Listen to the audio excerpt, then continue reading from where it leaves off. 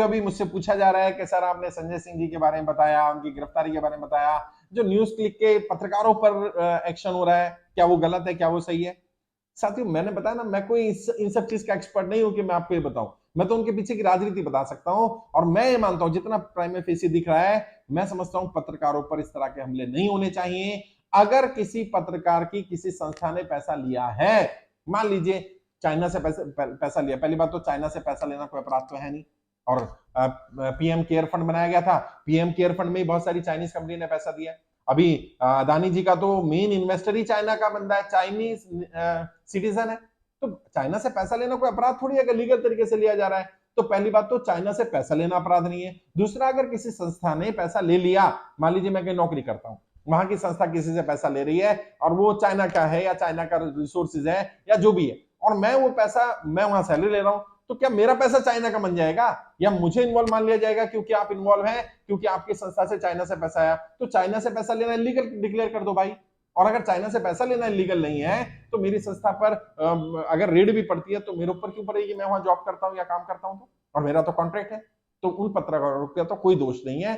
रही बात, कोई पत्रकार प्रो चाइना अगर रिपोर्टिंग कर रहा है, चाइना के फेवर में बात कर रहा है, भारत के खिलाफ बात कर रहा है, ऐसे पत्रकारों पर एक्शन होना ही चाहिए। और प्रो चाइना नहीं, अगर किसी भी देश की फेवर में बात की जाए और भारत को नीचा दिखाया जाए, चाहे वो कितना ही बड़ा पत्रकार हो, कितना ही बड़ा नेता हो, कितना ही बड़ा पदाधिकारी हो, उन सब के खिलाफ एक्शन होना चाहिए।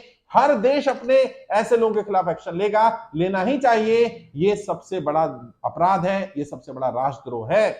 आप देश के खिलाफ नहीं हो सकते, आप प्रो चाइना कैसे हो सकते हैं? चाइना की अच्छी चीजों की तारीफ करते हैं, अच्छी बात है। चाइना ने किस तरह से अपनी गरीबी को दूर करने का काम किया, चाइना ने किस तरह से एम्प्लॉयमेंट जनरेट करने का काम किया, चाइना कैसे पूरी दुनिया में छा गया, कैसे उसने अपने मैन्युफैक्चर को बेनिफिट दिया, इन बातों के बारे में आप बात करते हैं, इसमें दिक्कत नहीं है। लेकिन अगर आप ये कहते हैं कि चाइना बेहतर है और भारत खराब है, भारत को बदनाम करने की कोशिश करते हैं, चाइना से कंपेयर करके भारत को नीचा दिखाने का प्रयास करते हैं, ये स्वीकार नहीं किया जाएगा। चाहे वो कोई भी पत्रकार हो, चाहे कोई नेता हो, चाहे कोई पार्टी का नेता हो, चाहे कोई स्वयंसेवी संस्था वाला हो, इसको स्वीकार नहीं करेगी।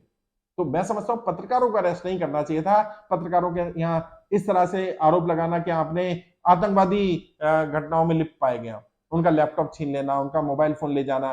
भाई, लैपटॉप और मोबाइल फोन सीज करने के लिए आपको कोर्ट से आदेश लेना पड़ता है, ऐसी थोड़ी पुलिस ले जाएगी।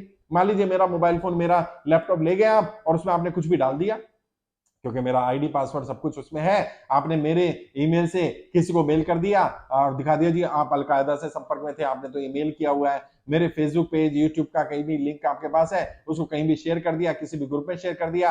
और आजकल तो ऐसे सॉफ्टवेयर आ रहे हैं, बैकडेट में सारे काम हो जाते हैं। तो किसी का मोबाइल फोन या लैपटॉप नहीं ले जाना चाहिए था। ले जाना था तो पूरी डिटेल, कितने इसमें सॉफ्टवेयर हैं, कितने मेल्स हैं, किस डेट की लास्ट मेल है, कब कितनी मेल की गई है, मेल को अगर कोई ऐड करता है, डिलीट करता है, तो फिर जिम्मेदारी पुलिस वालों की होगी।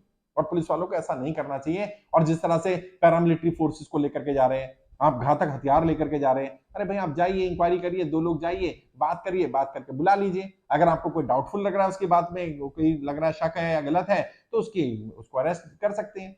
लेकिन ऐसा करना मैं समझता हूँ जायज नहीं है, डेमोक्रेसी में बिल्कुल ठीक नहीं। फिर तानाशाही और डेमोक्रेसी में क्या फर्क रह जाएगा? भारत का संविधान हम सबको अभिव्यक्ति की आजादी देता है, फ्रीडम देता है, भले उसमें लिमिटेशन है, लिमिटेशन होनी भी चाहिए कि आप देश के खिलाफ ना बोले, आप देश के संस्थानों के खिलाफ झूठे आरोप ना लगाएं जब तक आपके पास कोई प्रूफ ना हो। लेकिन इसका मतलब ये नहीं है कि पत्रकारों को अरेस्ट कर लिया जाए। ये पत्रकार यार डेमोक्रेसी के चौथा स्तंभ होते हैं, और जितने भी पत्रकार हैं उनके खिलाफ जब भी एक्शन हुआ, अर्नब गोस्वामी के खिलाफ जब एक्शन हुआ, जब सुधीर चौधरी के खिलाफ एक्शन हुआ, मैंने तब भी बोला था पत्रकारों को अपनी अभिव्यक्ति की आजादी, और अगर उन्होंने गलत किया, अगर सुधीर चौधरी ने कोई रिपोर्ट दिखाई और लग रहा है कि उसने बायस रिपोर्ट दिखा दी है, तो फिर लीगल तरीके से जाएंगे ना, कोर्ट में केस होगा, केस होगा तो अरेस्ट होंगे, अगर साबित हो जाता है, सबूत होता है तो। और अगर कोर्ट ने अरेस्ट करने का अरेस्ट वारंट निकाला है, कोर्ट से वारंट आया है, तो उनको अरेस्ट होना चाहिए, उनकी इंक्वायरी होनी चाहिए। लेकिन इस आधार पर कि क्योंकि चाइना से फंड आया, चाइनीज नेशन फंडिंग कर रहा है, तो चाइना से फंड लेना ना तो अपराध है, और भारत के बहुत सारे लोग चाइना से फंड ले रहे हैं, बहुत सारे लोग चाइना से व्यापार कर रहे हैं, उनकी कंपनियों में पैसा चाइनीज नेशन से आ रहा है। जो लोग व्यापार कर रहे हैं चाइना के साथ, वो जब यहाँ से पैसा भेजते हैं, जब वहां से पैसा आता है, इंपोर्ट एक्सपोर्ट कर रहे हैं, तो चाइना से पैसा आना इलीगल थोड़ी है। और अगर इलीगल है तो आप डिक्लेयर कर दीजिए, भारत सरकार डिक्लेयर कर दे चाइना के साथ कोई भी ट्रेड करेगा वो इलीगल होगा। तो सबसे ज्यादा ट्रेड तो भारत सरकार के माध्यम से हो रहा है भाई। भारत क्यों नहीं बंद कर देता, सरकार क्यों नहीं बंद कर देती? सरकार अभी आएगा दिवाली तो देखेंगे चाइनीज लड़ियां मत लगाओ, चाइनीज लड़ियों पर बैन लगाओ। जिस व्यापारी ने लड़ियां मंगाई हैं, जब मंगाई थी तो सरकार को पता था, सरकार ने क्यों लाने दिया? कोई यहां मैन्युफैक्चरिंग कर रहा था, उसको कंपीट करने के लिए इक्वल प्लेटफॉर्म क्यों नहीं दिया गया? उसको वो फैसिलिटी क्यों नहीं दी गई ताकि वो उस तरह की लड़ियां यहां भी बना सके, उस तरह के प्रोडक्ट यहां भी बना सके? समस्या क्या रही है? मेन समस्या पे कोई बात नहीं करना चाहता, केवल हर कोई अपना अपने मुद्दे उठा करके और अपना एक माइंडसेट बना लिया। क्योंकि अभिषार शर्मा सरकार से सवाल पूछते हैं तो अभिषार शर्मा का अरेस्ट होना सही है। मतलब ये क्या बात हुई भाई? और अगर आप इस तरह से अन्याय अत्याचार होते हुए देखते रहेंगे, उसका समर्थन करते रहेंगे, तो मैं बता रहा हूं अगला नंबर आपका आएगा। शिवखड़ा साहब ने बोली थी ये बात, और बिल्कुल पत्थर की लकीर है। यदि किसी आपके पड़ोसी पर, आपके जानकार व्यक्ति पर अत्याचार हो रहा है और आप चुप बैठे हैं, तो अगला नंबर आपका है। जब आप पर अत्याचार होगा वो भी चुप बैठेगा। ऐसे ही चलता रहेगा। आज पत्रकारों को अरेस्ट किया जा रहा है, हम सब लोग चुप बैठे रहे, कल फिर हम पर अटैक होगा तो वो लोग चुप बैठे रहेंगे। यही चलता रहेगा। सच को सच, गलत को झूठ को झूठ, सही को सही, गलत को गलत बोलने की हिम्मत होनी चाहिए। अगर अभिषार शर्मा सवाल पूछते सरकार से सवाल पूछना हर पत्रकार का हक है, उसका अधिकार है। पत्रकारिता का मतलब ही है, पत्रकारिता का मतलब होता है कि अगर आप जर्नलिस्ट हैं, जर्नलिज्म का बेसिक प्रिंसिपल है कि आप वॉच डॉग की तरह काम करेंगे, जो ट्रेजरी बेंच है उससे सवाल करेंगे, पैसे की रखवाली करने की जिम्मेदारी है, तभी उसको डेमोक्रेसी का चौथा स्तंभ कहा गया। और अगर आप उन पर इस तरह से रेड करेंगे तो पत्रकार की कहां हिम्मत रह जाएगी कि खुलकर बोले?